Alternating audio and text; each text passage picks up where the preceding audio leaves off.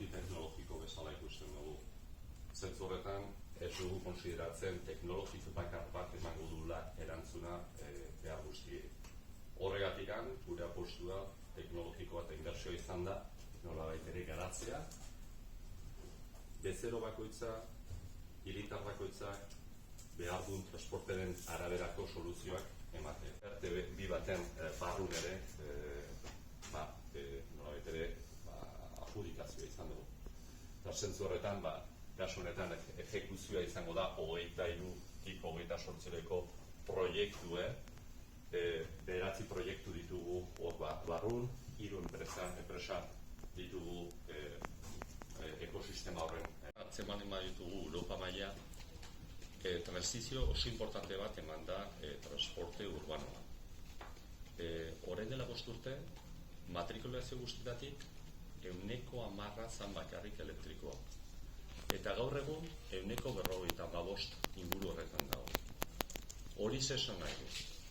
Bider 5 egin dela 5 urtetan.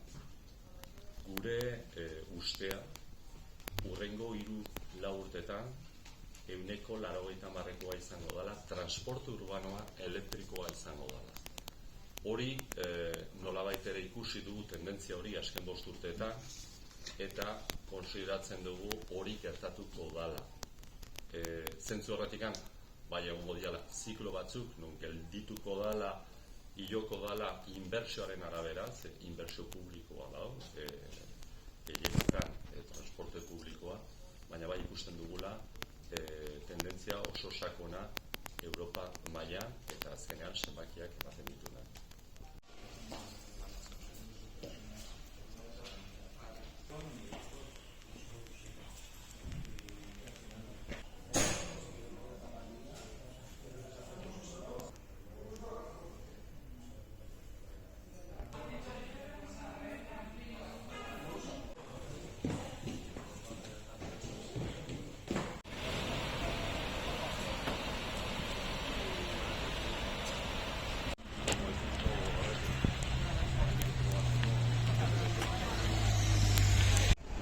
Egun bat, goizean zegoela, beste estazioan dagoen modu.